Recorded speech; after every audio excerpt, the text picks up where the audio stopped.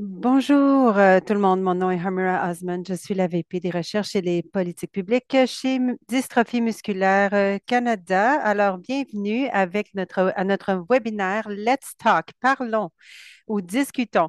Alors, Dr. Frost, ici, nous avons souvent des questions dans notre ligne d'appel de recherche. Donc, c'est pour les personnes canadiennes qui sont affectées par une dystrophie musculaire ou qui ont des membres de la famille qui sont affectés par la dystrophie. Ils peuvent appeler cette ligne téléphonique pour répondre à leurs questions. Et l'une des questions que nous avons souvent, c'est, je crois que je suis porteur ou porteuse du gène de l'ADN et j'aimerais en entendre plus. Quelles sont les choses que je dois prendre en considération pour pouvoir soutenir ma santé? Alors, nous sommes très heureux d'avoir le docteur Patrick Frost, qui est un scientifique clinique à l'Université du Manitoba du Canada. Il travaille sur plusieurs gammes de problématiques neurogénétiques et avec un intérêt particulier dans les maladies dégénératives et de dystrophie. Donc, il aime faire de la recherche sur les nouveaux gènes et trouver de façons pour les prochaines pratiques de séquençage de prochaine génération et des pratiques cliniques modernes.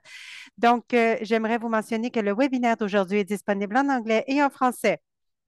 À l'écran, vous verrez un globe au bas de votre écran qui est écrit Interprétation.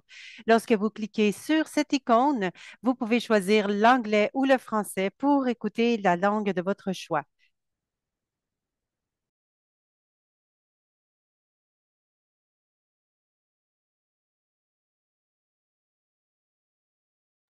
Alors, on va allumer votre micro.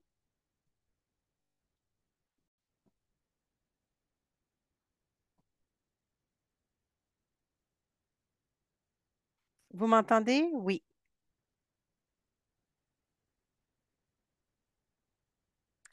Donc, je suis le Dr. Frost. Je suis un généticien médical à Winnipeg. Et comme il a été dit, je m'occupe principalement de la neurogénétique dans ma pratique clinique, même si je peux voir une gamme de différentes choses. Je ne suis pas nécessairement impliquée directement dans la thérapie neuromusculaire. Je suis plutôt consciente de ce qui se passe, mais j'ai mon neurologiste ou mon physiologiste qui s'occupe de ça. Mais si vous avez des questions spécifiques au traitement, à la thérapie, je ferai de mon mieux, mais peut-être que je n'aurai pas toutes les réponses. Aujourd'hui, je vais discuter de la dystrophinopathie, particulièrement chez la femme. Nous avons découvert qu'apparemment, c'est un sujet chaud sur la ligne téléphonique, un sujet qui est très populaire. Donc, avant de rentrer dans les détails, j'aimerais vous faire une reconnaissance du territoire. Je travaille et je vis présentement sur les terres des peuples Anishinaabe, Cri, Obéjouécri, Dakota et Dene sur le territoire national des Métis de la Rivière-Rouge. Nous sommes sur le traité 1 où que vous soyez au Canada, vous êtes peut-être sur d'autres traités ou d'autres terres originales. Ici, au Manitoba, nous essayons de respecter les traités conclus sur ce territoire. Nous reconnaissons les torts et les erreurs du passé et nous engageons à aller de l'avant en partenariat avec les communautés autochtones dans un esprit de réconciliation et de collaboration. Je n'ai pas de conflit d'intérêt à déclarer. Je suis un clinicien principalement. Je suis chercheur également, mais je ne suis pas sponsorisé ou commandité par des agences. L'objectif d'aujourd'hui, j'ai changé certaines des questions qu'on m'a demandées comme étant des objectifs. D'ici la fin de la présentation, j'aimerais que tout le monde puisse brièvement expliquer la physiopathologie et la dystrophinopathie, expliquer l'hérédité liée aux chromosomes, et si vous avez été connecté d'une certaine façon à ce gène, vous connaissez déjà peut-être cette information, mais je vais donner l'information quand même pour qu'on soit sur la même page. Je vais parler aussi des variantes pathogènes de la dystrophie, décrire le processus typique de détermination du statut génétique chez les femmes et certaines des manifestations qui peuvent se présenter chez les femmes. Je vais terminer avec les recommandations actuelles en matière de dépistage prospectif. Comme vous le savez sûrement, c'est troubles, nous les appelons des dystrophinopathies. Donc, il y a les dystrophies, les différents génotypes qui sont associés au même gène. Il peut y avoir des problèmes de cœur isolés ou des crampes, rhabdomyolyse, des crampes de la myalgie. Il y a une grande gamme de différents phénotypes. Et le Duchenne est probablement celui que les gens connaissent le plus. C'est un spectre de gravité, mais il y a également des éléments spécifiques à certains tissus et bien sûr l'expression du genre, que ce soit un homme ou une femme. Beaucoup de la variabilité se relie à cela, mais il y a différents variants dans ce gène également. Donc, je vais essayer d'utiliser le terme dystrophiноpathie quand je le peux, plutôt que d'utiliser le DMB ou le BMB. Mais si je me trompe, ça peut arriver. Donc, je sais que la plupart d'entre vous savez que le symptôme prédominant de la dystrophinopathie, c'est la faiblesse proximale progressive. Donc, la dégénération, la destruction du muscle qui est dans le corps et qui mène à une faiblesse progressive. Ceci est un spectre et de façon arbitraire, il y a une limite où nous le définissons comme si c'est un Duchenne ou un Becker, mais la réalité, c'est que c'est inventé. La réalité, la vérité de la biologie, c'est que c'est vraiment un grand spectre et tu peux tomber n'importe où sur l'échelle, sur le spectre. Nous utilisons ces termes car ils apportent une certaine efficacité. Il y a des groupes que nous pouvons utiliser pour développer les meilleures thérapies et les pronostics, etc. Donc, il y a une utilité à cette terminologie, mais la réalité, c'est que c'est un spectre. Il y a des taux élevés de CK dans le sang qui est un élément commun dû à la destruction du muscle. Je vous en donnerai les détails bientôt. Vous pouvez obtenir des crampes musculaires, de l'hypercontraction du muscle qui est douloureuse, que ce soit durant l'exercice ou au repos. Tout le monde peut avoir des crampes au repos. Les personnes avec des dystrophinopathies peuvent avoir des crampes lors d'une exertion. La myalgie veut dire de la douleur chronique dans les muscles. La rhabdomyolyse est un événement atypique. Ça n'arrive pas souvent, mais lorsque ça survient, ça peut être traumatisant.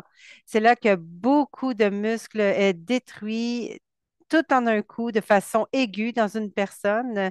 Habituellement, il y a des déclencheurs multifactoriels, des maladies infectieuses, les jeûnes, la déshydratation, etc., déshydratation, etc. Éventuellement, si la faiblesse des muscles est assez faible, il peut y avoir des troubles respiratoires. Vous n'êtes peut-être pas en mesure de vous pencher ou de respirer lorsque vous êtes étendu. Certaines personnes ont besoin d'assistance respiratoire. Et finalement, la cardiomyopathie dilatée est une condition qui peut se présenter plus tard dans le développement, mais ça peut aussi se présenter plus tôt, être l'un des signes précoces dépendamment de la personne. Donc, au niveau de la spécificité du tissu, la majeure partie des symptômes sont dans le muscle squelettique, donc les muscles qui vous aident à bouger, que vous pouvez contrôler de façon volontaire. C'est pour ça qu'il peut y avoir des crampes, des myalgies et des rhabdomyoses. Le muscle cardiaque est également touché.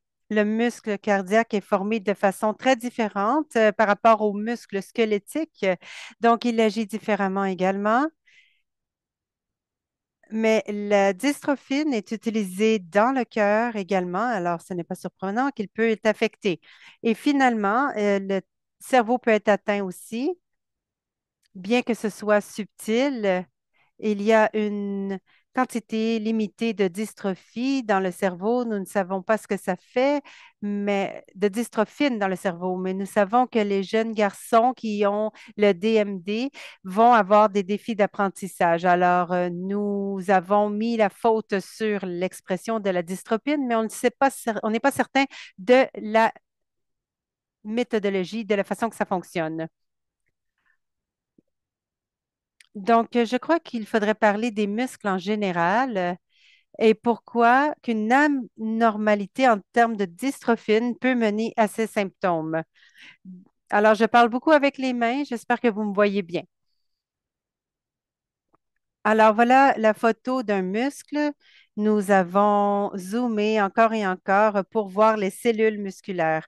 Donc, vous voyez que le muscle est un paquet de fibres qui devient de plus en plus petit, plus on rapetisse et on arrive à une celle unique qui est un tube qui s'attache au tendon d'un côté et de l'autre côté à l'autre tendon.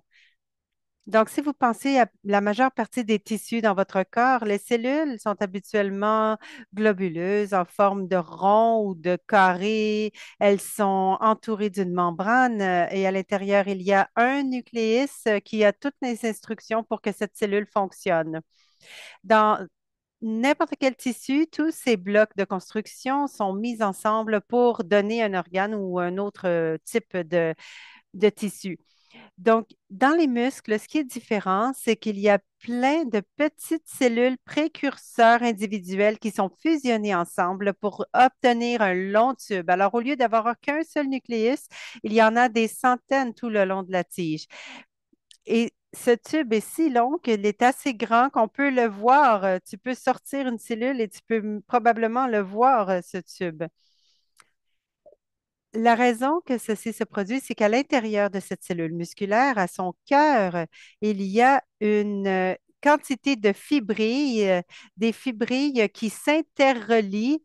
Au repos, elles sont comme ça, et lorsque vous vous contractez, elles se tricotent ensemble, elles se contractent et se décontractent de façon répétitive, et c'est comme ça qu'on peut faire bouger nos membres.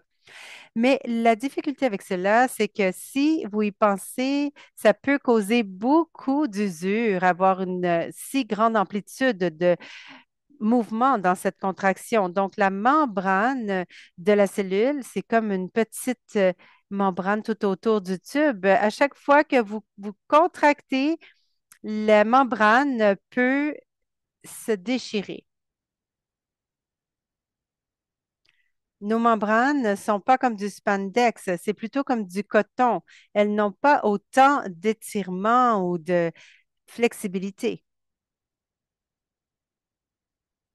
Donc, il y a un nombre de mécanismes qui sont en place pour essayer de conserver la mobilité de la membrane, de l'empêcher de se déchirer, parce que si elle se déchire, il va y avoir des difficultés dans la fonction musculaire. C'est ce qui arrive avec la dystrophie. Donc, voici une photo de près de tous les gènes qui peuvent causer la dystrophie. Donc, voilà la membrane des cellules musculaires ici. Donc, la membrane à l'extérieur du tube. Et ici, ce petit U, c'est la dystrophine. C'est pas si petit que ça, c'est assez grand.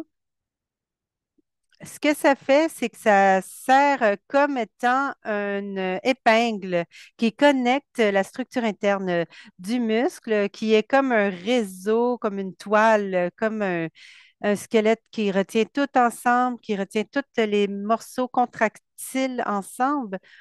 Une- donc, un côté est attaché à l'intérieur et l'autre côté est attaché à toutes ces protéines sur la membrane cellulaire qui, par la suite, se relient à la matrice extracellulaire. Donc, la matrice extracellulaire est le tissu connectif, le tissu conjonctif qui est à l'extérieur du muscle. Donc, avoir cette connexion entre l'intérieur et l'extérieur de la cellule, ce qui arrive, c'est que chaque fois que vous faites une contraction, il garde tout en place pour pas que les choses se déchirent. Donc, si la dystrophine est manquante, ou pour être honnête, si une seule de ces protéines est manquante, ce qui arrive, c'est que cette membrane de muscle cellulaire devient instable et elle se déchire à chaque fois qu'il y a un degré de contraction qui prend place, il y a du dommage continu, toujours, car ce n'est pas stable. Donc, éventuellement, ça peut mener à la mort de cellules musculaires. Donc, ce qui est de l'extérieur rentre à l'intérieur et ça peut induire une mort en cascade. Donc, il y a des mécanismes de réparation dans le muscle, quelques-uns, mais je n'irai pas dans les détails. Donc, éventuellement, ce qui arrive, c'est que vous allez déchirer votre membrane tous les jours avec l'usure et votre corps va le réparer. Mais éventuellement, on arrive à la fin de cette capacité de réparation. Donc, il y a un moment où est-ce on n'a pas de, de symptômes, mais vous avez un haut niveau de dommages et éventuellement, vous n'êtes plus capable de réparer le muscle et c'est là que vous commencez à faiblir. Donc, voilà une présentation simple de la méthodologie ou du mécanisme de la dystrophie. Donc, il y a une instabilité des dommages dus aux activités quotidiennes et l'incapacité de réparer ou de régénérer le muscle. Un processus similaire se produit au niveau du cœur, mais il n'y a pas de long tube myélique des muscles dans le cœur. Alors, le processus dans le cœur est plus lent. Il y a moins de contractions. C'est quelque chose de très confiné qui se produit à chaque fois avec chaque battement du cœur. Vous pouvez avoir un dommage continu, mais il a tendance à être plus lent ou pas présent du tout. Alors, ça peut varier lorsque que vous soyez touché au cœur ou non. Mais le désavantage avec le cœur, c'est que vous n'avez pas autant de capacité de réparation. Donc, il n'y a pas grand-chose à faire lorsque le cœur est affecté. Donc, je l'ai dit plus tôt, nous ne savons pas pourquoi la dystrophine est dans le cerveau. Donc, le mécanisme n'est pas clair pour le cerveau. Donc, avant de passer au schéma de l'héritage ou de l'hérédité, donc, il faut savoir comment les hommes et les femmes sont faits. Donc, les femmes ont deux chromosomes X et les hommes ont un X et un Y. Donc, ce que je dis à mes patients, c'est que le chromosome X a beaucoup de choses dessus et ils font beaucoup de choses. Alors, il y a plus de 1 000 gènes sur le chromosome X qui ont à voir avec plusieurs systèmes, le système immunitaire, le système musculaire du chêne est là-dessus et beaucoup d'autres choses. Mais le chromosome Y n'a pas grand-chose. Il y a quelques instructions sur la façon de faire un garçon et c'est pas mal tout. Il peut induire la formation de testicules, causer les testicules à produire les bonnes hormones. Il y a des gènes qui aident à faire le sperme lorsque vous êtes un adulte et c'est tout. Il n'y a rien d'autre sur sur le chromosome Y. Donc, les hommes n'auront qu'une seule copie du chromosome X et les femmes en auront deux. Donc, pour les autres paires de chromosomes dans le corps, vous avez deux copies de tout. Le chromosome X, c'est le seul que les hommes ont une seule copie seulement. Donc, la conséquence, c'est que si dans ces 1 000 gènes, il y a une anormalité qui l'empêche de fonctionner, les hommes, comme ils n'ont qu'une seule copie, vont montrer le symptôme. Et les femmes, vu qu'elles ont deux copies du chromosome X, ils peuvent avoir une copie qui n'est pas affectée et ils peuvent avoir des symptômes variants. Donc, pas de symptômes ou des versions plus douces, plus légères de la version masculine. Donc, il y a certains gènes où est-ce que les femmes vont toujours avoir des symptômes, comme le Fabry, mais il y en a des conditions où est-ce qu'il n'y a aucune femme qui a des symptômes et il y a des choses entre les deux. Et je dirais que la dystrophine est un peu entre les deux. Peut-être du côté de plus de chances d'avoir de symptômes. Donc, lorsque vous avez une anormalité sur le chromosome X, on appelle ça l'hérédité liée à l'X. La variante causale se trouve sur le chromosome X. Les hommes présenteront toujours la maladie. Les femmes peuvent ou non présenter des maladies. Dans le passé, une femme était appelée une porteuse et si elle avait des symptômes, on disait que c'était une porteuse qui manifeste la maladie. Donc, c'est comme de dire que c'est bénin, mais ce n'est pas vraiment vrai. Nous essayons de dépasser cette philosophie pour que les porteurs puissent savoir qu'ils peuvent avoir des symptômes. Donc, au lieu de dire porteur manifestant, on a commencé à dire que tous ceux qui présentent des symptômes sont atteints de dystrophinopathie, que ce soit un homme ou une femme.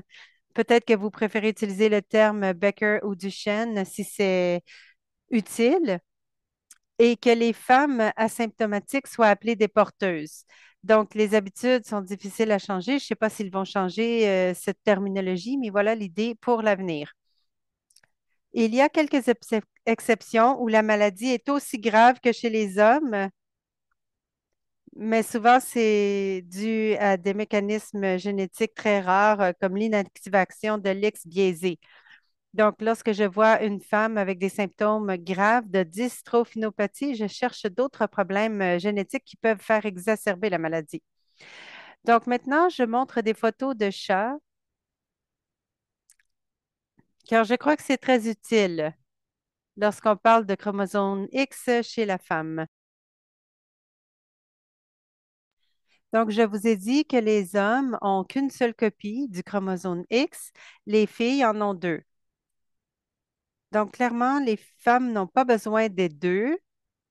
Si elles devaient exprimer tous les gènes des deux chromosomes, il y aurait des problèmes. Donc, de façon intentionnelle, les femmes vont inactiver l'un de leurs chromosomes X pour ne faire fonctionner qu'un seul des deux. Et c'est aléatoire, lequel est choisi. Donc, c'est ce qui arrive avec les chats aussi.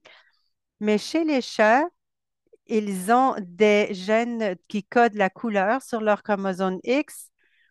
Donc, les gènes qui codent l'orange et certains qui codent le noir. Ici, vous avez une femelle calaco. Ils ont habituellement une copie de chacune des couleurs et on peut le voir visuellement. Quel chromosome X est activé? La même chose s'arrive dans une femme humaine, mais il n'y a pas de représentation visuelle. On ne peut pas le voir. Mais si on pouvait regarder de plus près, on pourrait dire dans cette cellule ici, c'est le chromosome X, et dans cette cellule de la peau-là, c'est le chromosome Y. Donc, si on regarde des biopsies, on peut le voir en vraie vie. Donc, voici c'est des sections microscopiques d'un muscle, des sections transversales. Ce sont de belles fibres roses qui ont des formes polygonales. Et la myéline est tout autour. Et voilà de quoi ça a l'air lorsque vous avez une maladie depuis un bon moment et que vous avez eu de la destruction du muscle. C'est remplacé par beaucoup de cicatrices et de gras. Ça, c'est la microscopie standard. Mais si on regarde un type de microscopie qui s'appelle la histochemistry, c'est là, ce qu'on fait, c'est qu'on allume la protéine de dystrophine. La photo n'est pas très belle, elle était plus belle sur mon écran. Donc, chaque muscle est contourné d'une couleur brune, c'est-à-dire que la dystrophine est présente, elle est en dessous de la membrane et c'est ce à quoi on s'attend. Mais si vous regardez quelqu'un qui a une dystrophinopathie, c'est un homme, on ne voit presque pas de dystrophine, les petits morceaux ici, ce n'est pas vraiment de la dystrophine. Et si vous regardez une femme qui a des symptômes, la raison qu'on a fait une biopsie à cette femme, c'est parce qu'elle avait des symptômes, mais ici, on voit la même chose que chez le chat. Il y avait certaines cellules qui ont de la dystrophine et d'autres en ont pas. Et voilà la raison de base pourquoi nous avons des symptômes variables chez la femme, car on ne sait jamais quel tissu a le mauvais chromosome X et quelle cellule ne l'a pas. Donc, ceux qui ont un chromosome normal sont entourés de brun, ils ont leur dystrophine et tout va bien. Et ceux qui n'ont pas le bon chromosome sont blanches. Donc, ça peut être par patch comme ça, c'est taché. Le muscle complet peut être à moitié bon, à moitié mauvais. Donc, à moitié malade. Habituellement, c'est comme la photo qu'on voit ici. Donc, souvent, le muscle normal va compenser pour les muscles affectés. D'un point de vue héréditaire, je voulais vous dire de quoi ça a l'air. Habituellement, avec la maladie de Duchenne, on parle d'une situation comme celle-ci, où il y a un garçon touché dans la famille et la mère est porteuse. Lorsque ceci se produit, vous avez quatre possibilités à chaque fois que ses parents ont un bébé. Le père n'est pas porteur, donc soit il donne un Y normal et un X normal à leur fils. Le fils est en santé. Vous pouvez donner un X affecté et un Y normal. Le fils sera affecté. Donc, une, une fille non affectée et une autre fille affectée. Donc, c'est une chance sur quatre à chaque fois. C'est la situation la plus commune. Pour certaines conditions, les hommes qui ont des enfants et qui sont affectés, donc la situation, c'est le père qui est affecté ici en bleu. Donc, à chaque fois qu'il donne son X, il aura une fille porteuse et quand il passe son Y, il aura un fils non affecté. Donc, les pères affectés n'ont pas de fils affectés. C'est impossible. Ils peuvent avoir de petits-fils affectés parce que leur fille peut être affectée, peut être touchée.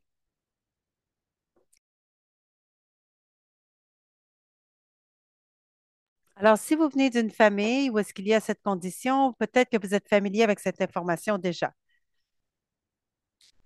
Mais si vous allez voir un neurologue ou un médecin de famille et que vous avez une faiblesse progressive, l'une des choses qu'on va essayer de faire, c'est d'essayer de localiser d'où provient cette faiblesse.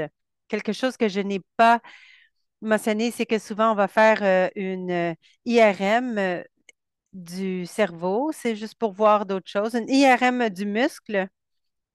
Donc, nous regardons les niveaux de sérum CK parce que la cytokine peut augmenter lorsqu'il y a destruction du muscle. Nous avons également le EMG qui zappe les muscles et qui nous dit s'ils sont normaux ou anormaux. Nous pouvons faire aussi de l'imagerie musculaire qui vous dira s'il y a des cicatrices sur le muscle. Donc, c'est de plus en plus populaire et utile pour le diagnostic. Il y a également des biopsies musculaires où est-ce que vous prenez une petite aiguille, vous la mettez sous le microscope et finalement, il y a les tests génétiques. Quand j'ai commencé en tant que médecin, on faisait beaucoup plus de biopsies musculaires, des CK et des EMG, et on faisait que commencer dans les échographies. Mais aujourd'hui, ce que j'ai remarqué, c'est qu'on fait ces tests de base et ensuite on va directement au test génétique. Et si c'est inconcluant ou qu'il y a quelque chose qui doit être confirmé, à ce moment-là, nous allons dans les autres tests. Une fois que vous avez déterminé la cause génétique de ce que vous investiguez, donc, à ce moment-là, les autres membres de la famille se voient proposer un test génétique. Donc, pour la dystrophine, c'est quelque chose que nous faisons et plusieurs des femmes dans la famille seraient les candidates pour ces tests. Donc, pour la dystrophine, qui nous voulons tester lorsqu'on a trouvé quelqu'un qui a des symptômes? Premièrement, nous regardons toutes les femmes parentes d'un homme atteint avec il faut que ça fasse du sens au niveau de l'hérédité. Donc, on peut tester des femmes qui ont des symptômes. Donc, si je vois une femme qui a des problèmes neuromusculaires, premièrement, je veux voir si elle est porteuse. Même s'il n'y a personne dans leur famille qui a le Duchenne, et que j'ai diagnostiqué plusieurs femmes de cette façon parce qu'elles étaient les premières dans la famille. Ou de nos jours, on peut le découvrir par hasard lors de tests génétiques effectués pour d'autres raisons. Plusieurs de nos tests aujourd'hui sont très larges et couvrent beaucoup de choses. Donc, même si vous faites un test pour quelque chose complètement différent, désordre intellectuel ou quoi que ce soit, On peut des fois voir s'il y a un statut de porteuse pour la dystrophinopathie, même s'il y a personne dans la famille qui a fait des tests auparavant. Donc, c'est de plus en plus populaire. Les couples, avant d'avoir des bébés, ils vont faire des tests de porteurs avant la conception. Donc, ils font un test génétique, même si il n'y a rien dans leur famille, ils vont juste voir leur statut pour les conditions génétiques les plus communes chez l'être humain.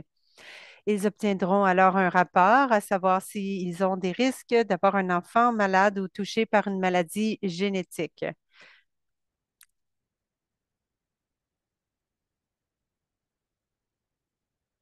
C'est pas aussi populaire au Canada, mais très populaire aux États-Unis présentement, en particulier avec les personnes qui ont vraiment de bonnes assurances. Mais c'est de plus en plus commun et je pense que dans un avenir rapproché, le système de soins de santé publique commencera à couvrir les frais de ce genre de test.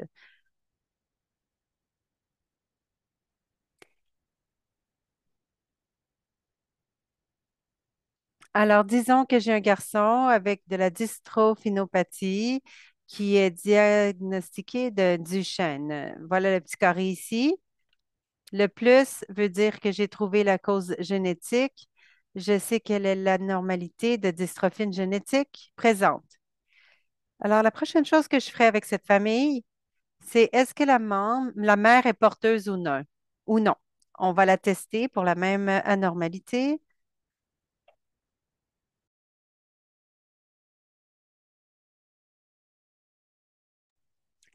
Deux tiers des mères seront porteuses de la même anormalité que leur fils. Un tiers ne le sera pas parce qu'il y a de nouvelles abnormalités qui peuvent se produire dans les gènes et des fois, ce n'est pas passé par la mère, c'est une erreur génétique qui a été produite chez l'enfant lui-même. Souvent, les nouvelles mutations et variants sont à un très haut niveau. Vu que la dystrophine est tellement une grande protéine, il y a tellement de régions sur le code de l'ADN où est-ce qui peut être touché, qui peut causer des problèmes à la dystrophine. C'est pour ça que ça peut être non héréditaire. Donc, même si on ne s'inquiète pas pour les symptômes, on veut quand même savoir si la mère a des risques. Si la mère n'est pas porteuse, alors le risque pour les autres enfants est plus bas. Si elle est porteuse, le risque est de 1 sur 4 pour un garçon affecté ou une fille porteuse versus 1 sur 200, même moins s'ils ne sont pas, si la mère n'est pas porteuse. Donc, une fois qu'on sait que la mère est porteuse, habituellement, on vérifie la mère de cette mère, voir si elle est porteuse et si elle l'est, on offrirait le test à la parenté. Encore une fois, même chose, ça se peut que la mère était la première avec le variant et que l'autre mère ne l'avait pas. Donc, si l'autre l'a, on va vérifier les autres femmes. Donc, il y a deux autres jeunes filles à risque ici. Par contre, la pratique typique, c'est de ne pas tester le statut de porteuse chez les jeunes filles qui sont sous l'âge de majorité, à moins qu'elles aient un symptôme. Car tout ce que nous vérifions n'est pas présent à cet âge-là et nous voulons les laisser vivre de façon indépendante et on ne veut pas qu'ils aient toutes ces implications reproductives. Donc, on recommande toujours de tester dans le contexte d'un nouveau diagnostic dans la famille. Alors, moi, ce que je suggère, c'est la cascade du bas vers le haut. Il est toujours recommandé dans le contexte d'une femme symptomatique. C'est l'une des choses sur la liste que nous vérifions en premier.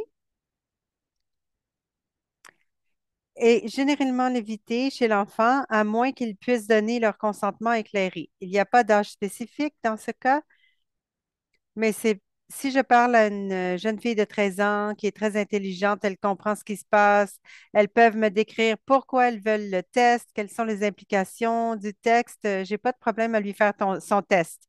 Mais si j'ai une jeune fille de 17 ou 18 ans qui dit ben moi je le fais parce que ma mère a dit que je devais le faire. Je vais continuer de discuter avec elle pour s'assurer qu'elle connaisse les implications et que ce soit vraiment une décision éclairée. Donc, c'est pour savoir si elles comprennent pourquoi elles le font. Bien qu'il y a vu qu'il y a des indications médicales, je ne, je, je dis souvent oui. Donc, au niveau des obstacles aux tests génétiques,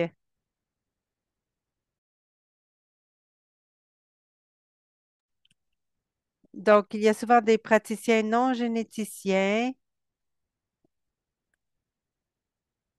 Il y a une réticence de voir au-delà de leur patient qui est devant eux. C'est vraiment une culture médicale. On a la tendance à mettre l'attention ciblée sur notre patient et on exclut leur famille. Donc, si vous voyez un pédiatre et qu'il donne un diagnostic de Duchenne à votre enfant, il se sentira peut-être pas confortable de le dire à l'adulte et de lui faire les tests. Vice-versa, si vous voyez quelqu'un au niveau des adultes, il ne sera pas confortable de faire les tests chez l'enfant si ce n'est pas leur patient, ça se peut qu'il ne soit pas intéressé. Donc, souvent, ce que les praticiens non généticiens vont faire, c'est qu'ils vont parler à la famille, aux patients devant eux, et ils vont leur dire, assurez-vous de vous faire tester à un moment donné. Et là, la famille, elle ne sait pas quoi faire, n'a pas de piste de solution. Comment je fais? Donc, l'autre obstacle au test génétique,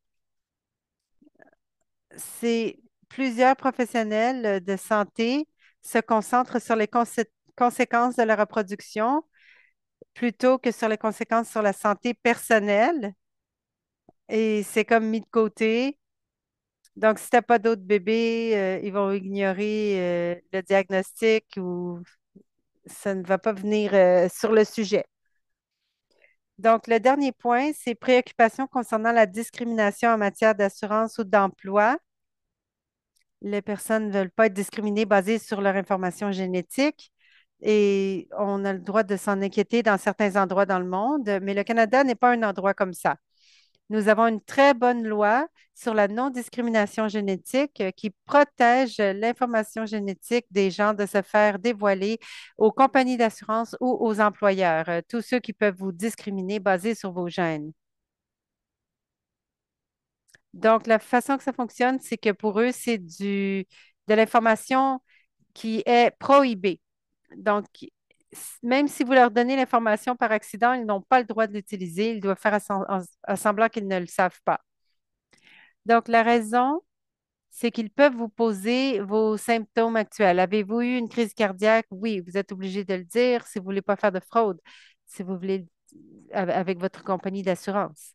Par contre, j'ai oublié ce que j'allais dire.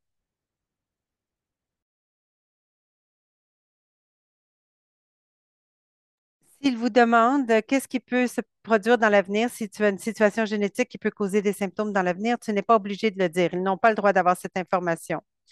Donc, au moins au Canada, ce n'est pas une préoccupation, bien qu'il y ait bien des gens qui ne savent pas que cette loi existe. Alors, c'est pour ça que je vous l'ai présentée aujourd'hui. Donc, maintenant, regardons les femmes porteuses en détail. Quelles sont les conséquences sur la santé? Donc, la majeure partie du temps, il n'y a pas de symptômes. Donc, ces personnes sont des porteuses simplement. Donc, la partie ici sont les conséquences neuromusculaires d'être une porteuse et à la fin, vous avez les conséquences cardiaques. La plupart des gens n'ont pas de symptômes ou ils ont du CK élevé, sérique élevé, sans symptômes. Ça, c'est de 75 à 80 des femmes. Environ 5 des femmes peuvent avoir des crampes lorsqu'elles font de l'exercice et de la douleur musculaire et une tendance à avoir de la rhabdomyolyse avec un déclencheur. Et comme je l'ai dit, c'est un événement multifactoriel avec une infestion de jeûne ou quel que soit. Donc, ce n'est pas une grande quantité, mais c'est une vraie quantité. Donc, si vous avez des symptômes, Et à la partie la plus sévère du spectre, il peut y avoir des faiblesses progressives de 15 à 20 de toutes les femmes. Donc, des femmes qui ont les symptômes aussi graves que ceux des hommes au niveau de la faiblesse, mais il y en a qui ont des faiblesses très légères qui sont difficiles à percevoir. Donc, il y a vraiment une grande gamme de différents niveaux de faiblesse musculaire. Pour la cardiomyopathie dilatée, c'est entre 8 à 20 des femmes qui sont touchées et c'est complètement indépendant des muscles. Donc, c'est pour ça qu'on l'a mis séparément. Donc, il peut y avoir des personnes asymptomatiques qui développent une cardiomyopathie. Donc, dans le taux de 8 à 20 ça peut sembler un peu effrayant, mais c'est également une gamme de choses. Le 8 sont ceux qui ont des vraies myopathies dilatées, qui ont besoin de pacemaker ou de médicaments ou faire des transplantations. Mais le 20 peut inclure beaucoup de femmes qui ont un certain degré de dilatation du cœur. Il y a un peu d'effet, mais ça n'a pas progressé, ça ne progresse pas non plus dans le temps. Donc, on les surveille de très près et dès qu'ils commencent à progresser, on les traite. Mais il y a aussi une grande partie de femmes qui ont des effets, mais qui ne passent pas à des étapes subséquentes où est-ce qu'il y a des problèmes plus graves. Donc, si vous avez des symptômes de votre statut de porteuse, donc si vous êtes asymptomatique, vous avez juste un CK élevé, vous n'êtes pas affecté. Si vous êtes dans le groupe des femmes qui ont des crampes, de la myalgie, des rhabdomyolyses, il n'y a pas grand-chose qu'on peut faire, malheureusement. Vous pouvez éviter les exercices extrêmes, des choses comme du CrossFit et les bootcamps où est-ce que vous vous entraînez de façon extrême. C'est pas bon pour les personnes qui ont une tendance à la rhabdomyolyse. Éviter la déshydratation, la caféine en grande quantité, le jeûne prolongé, en particulier quand tout est combiné. Donc, être déshydraté, d'être en jeûne et de s'entraîner, ça, c'est pas bon. Et on conseille typiquement de se faire vacciner contre la grippe. L'influenza aime beaucoup toucher le muscle. Il va grandir à l'intérieur du muscle et induire la rhabdomyolyse dans une personne normale et plus encore chez une femme infectée. Pour les hommes, ça peut être désastreux d'avoir cette grippe. Donc, c'est tout ce qu'on peut faire pour éviter ces symptômes. Donc, la faiblesse proximale progressive, ceux qui sont touchés par cela, c'est similaire à toutes les autres dystrophies, que ce soit pour les hommes ou les femmes. C'est un soutien basé sur les symptômes. Ça dépend de la gravité de la faiblesse. Vous seriez éligible pour des AFO ou des aides ambulatoires ou des modifications dans votre maison pour maintenir votre fonction. Les stéroïdes sont raisonnables pour les femmes en dystrophinopathie. La raison que le stéroïde fonctionne, c'est que vous essayez de réduire la réponse immunitaire à tout ce muscle chronique musculaire parce que des fois, le système immunitaire peut réagir, avoir une forte réaction à cette destruction des muscles et causer encore plus de destruction musculaire. Donc, si vous êtes prêt à tolérer les effets secondaires du stéroïde, c'est une solution à discuter. Et bien sûr, toute autre thérapie ciblée qu'un homme avec votre variant particulier aurait, vous seriez éligible à la recevoir également. Le fait d'être une femme, ça ne change pas vraiment. C'est vraiment quel est le variant et quelle est la sévérité des symptômes. Alors, vous pouvez avoir toutes ces thérapies. Si vous aviez une cardiomyopathie dilatée, nous n'avons pas vraiment de thérapie ciblée, c'est plutôt de régler les symptômes Il y a des médicaments contre l'insuffisance cardiaque que vous pouvez prendre au début du processus pour ralentir ou l'arrêter. Si ça ne fonctionne pas, il y a des solutions mécaniques. La cardiomyopathie peut amener l'arythmie. Donc, peut-être que vous auriez un pacemaker ou un défibrillateur.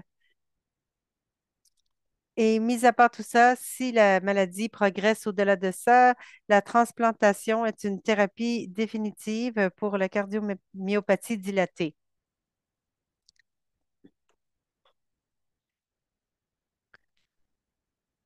Donc, si vous êtes dans la situation où vous n'avez pas encore été testé ou quelqu'un dans votre famille n'a pas été testé, comment est-ce qu'on peut obtenir ces tests pour savoir si vous êtes à risque? La bonne nouvelle, c'est que les tests génétiques pour la dystrophinie sont largement disponibles avec une multitude de types de tests. C'est l'un des gènes majeurs que nous avons découvert au début. Donc, ça fait longtemps. Plusieurs laboratoires ont différentes façons de tester ce gène. Et il y a une centaine de différentes façons de le tester, des séquençages et d'autres façons de le faire. Les pratiques locales peuvent varier.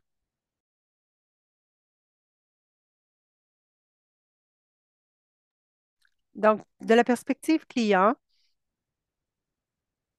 je dirais que si votre médecin n'est pas confortable avec ce genre de test, demandez d'être orienté vers un généticien local. Où que vous soyez, au Canada, il y en a un qui couvre votre région. Si vous êtes au Nunavut, on vous envoie moi. À l'île du Prince-Édouard, on vous envoie en Nouvelle-Écosse. Vous aurez peut-être à voyager, mais il y aura toujours une unité génétique qui pourra vous prendre en consultation.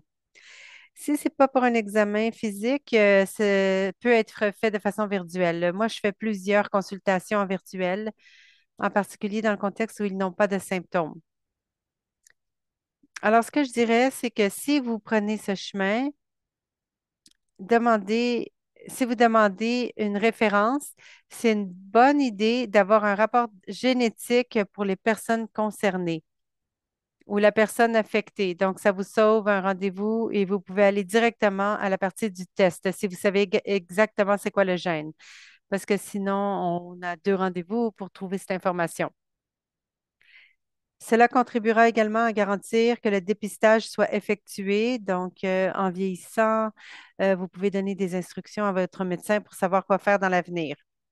Si vous n'êtes pas connu comme un porteur, mais que vous présentez des symptômes, que vous pensiez que ce soit de la dysgraphie ou pas, vous avez des faiblesses, des crampes, quels que soient les symptômes, la meilleure chose, c'est de mettre l'accent sur les symptômes et demander une référence appropriée pour le symptôme, que ce soit en neurologie, en physiatrie ou en génétique. Donc, si vous avez un symptôme, mettez l'accent sur le symptôme et toutes ces personnes pourront vérifier votre statut de porteur si vous êtes un porteur de dystrophinopathie. Donc, c'est la dernière diapo. J'espère qu'il me reste assez de temps pour les photos, pour les questions, pardon. Je crois qu'il y en a. Donc, pour le dépistage, lorsque ça vient aux symptômes neuromusculaires, comme il n'y a pas de temps où est-ce qu'on peut intervenir ou changer quoi que ce soit, d'un point de vue neuromusculaire, on ne fait que surveiller. Donc, si vous avez un symptôme, parlez-en à votre médecin ou votre spécialiste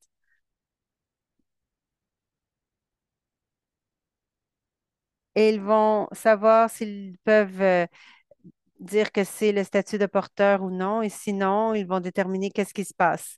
C'est une approche raisonnable dans la plupart du temps parce que la majorité des femmes n'ont pas de symptômes, mais ce que toutes les porteuses femmes devraient avoir, c'est un dépistage cardiaque.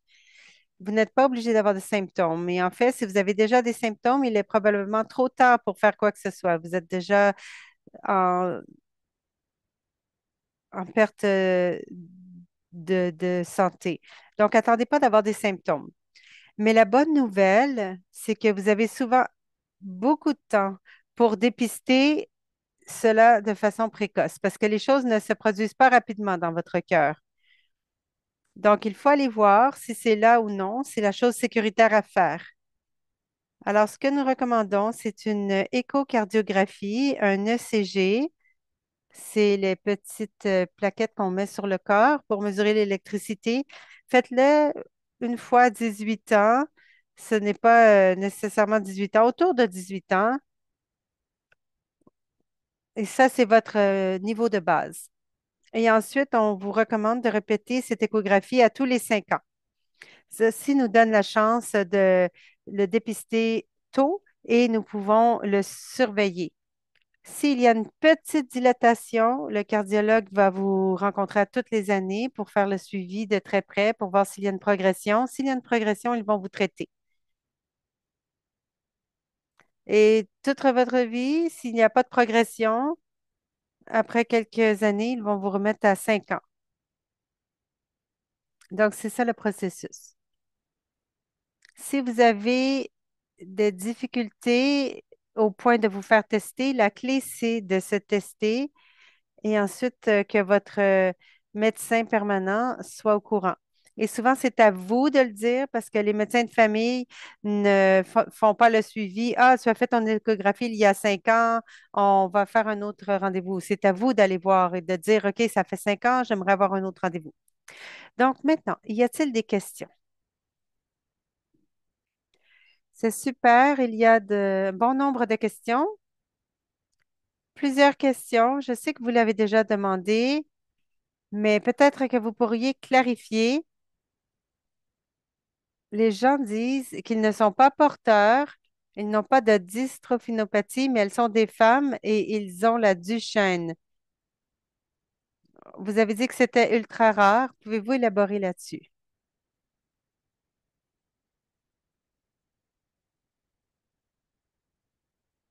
Donc, ce que je dirais, si vous avez un diagnostic de dystrophinopathie, je vais utiliser ce terme-là plutôt que Duchenne ou Becker parce qu'on essaie de changer la terminologie.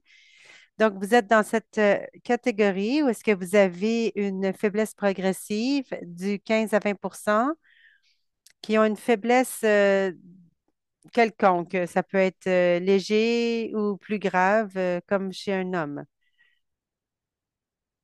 Celles qui ont tendance à avoir la pire niveau de faiblesse sont celles où, pour une raison,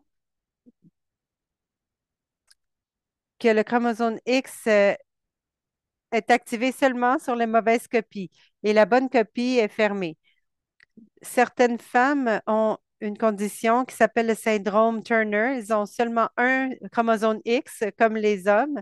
Donc, si vous avez le syndrome de Turner et que vous avez le variant pour la dystrophiноpathie, vous aurez la dystrophinopathie masculine. Mais certains chromosomes ont des anormalités où un X a été attaché à un autre chromosome. Ça force ce chromosome à toujours être allumé et l'autre chromosome X est mis de côté.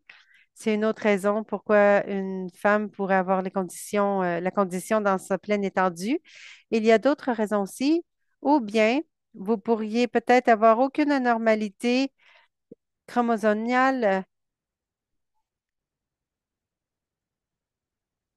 et c'est juste c'est une chance,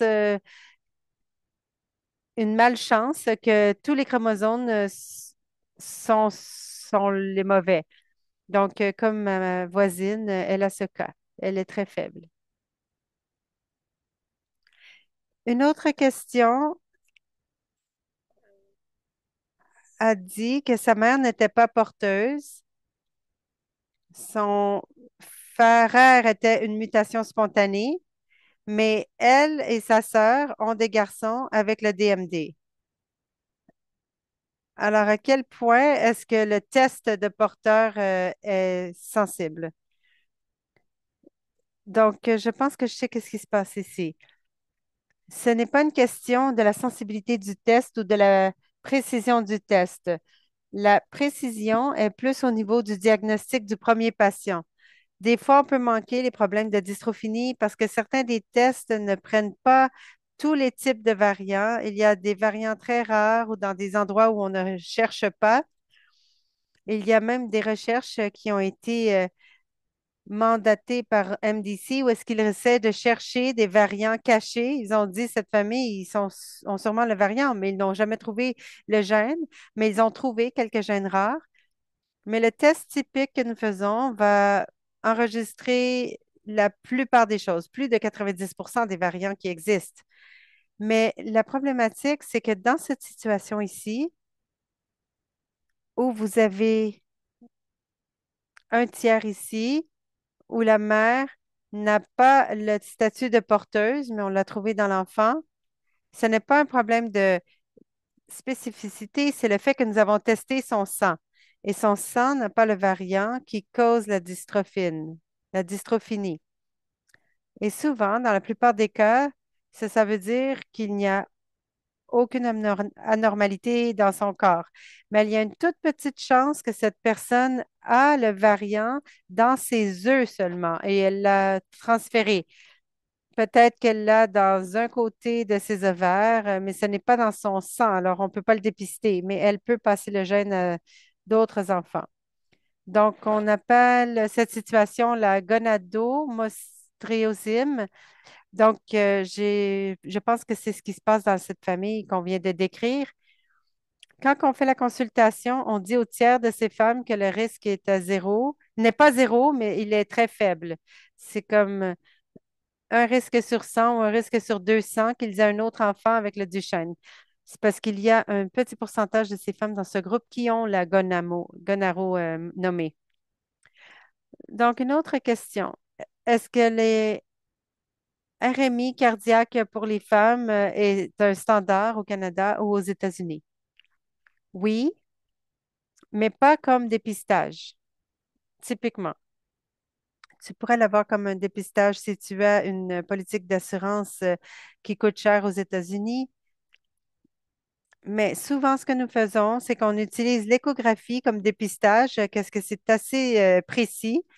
Lorsque nous voyons une dilatation, vous aurez une surveillance accrue et vous aurez également un RMI cardiaque aussi pour savoir s'ils peuvent juste le surveiller ou s'ils doivent vous traiter immédiatement. Parce que on peut voir les cicatrices sur le MRI qu'on ne voit pas avec l'échographie. Donc, c'est à la discrétion du cardiologue. C'est à eux de savoir s'ils ont besoin d'un RMI ou non. Mais ça ne fait pas partie du dépistage général lorsqu'on regarde un individu asymptomatique. C'est plutôt lorsqu'il y a un symptôme. Si quelqu'un a la dystrophie de Becker, est-ce que leurs enfants peuvent avoir la dystrophie? Quels sont les changes? Alors, cette personne a le Becker, elle pense à ses petits-enfants. Moi, je dirais qu'en général, les variants qui causent la faiblesse plus faible que nous appelons Becker, même si vous êtes au plus sévère, on l'appellerait quand même Becker. On n'arriverait pas au point qu'on l'appellerait Duchenne. Ça ne veut pas dire que ça peut être moins grave ou plus grave, mais c'est plus proche du Becker. Donc, si on dit que Duchenne, c'est une courbe ici, Becker, c'est une autre petite courbe ici. Si vous aviez le variant qui cause le Becker, vous allez être dans cette courbe ici. Il est de il y a très peu de chances que ça va arriver, que ce soit un Duchenne. Deux questions. Un homme de 33 ans qui a Becker, sa mère a des faiblesses musculaires depuis qu'elle a 60 ans. Les tests ont montré des niveaux sériques élevés de CK. Des fois, toutes les valeurs sont normales, des fois. Alors, est-ce qu'elle devrait faire un test génétique? Moi, je dirais oui. L'évaluation d'un neurologiste,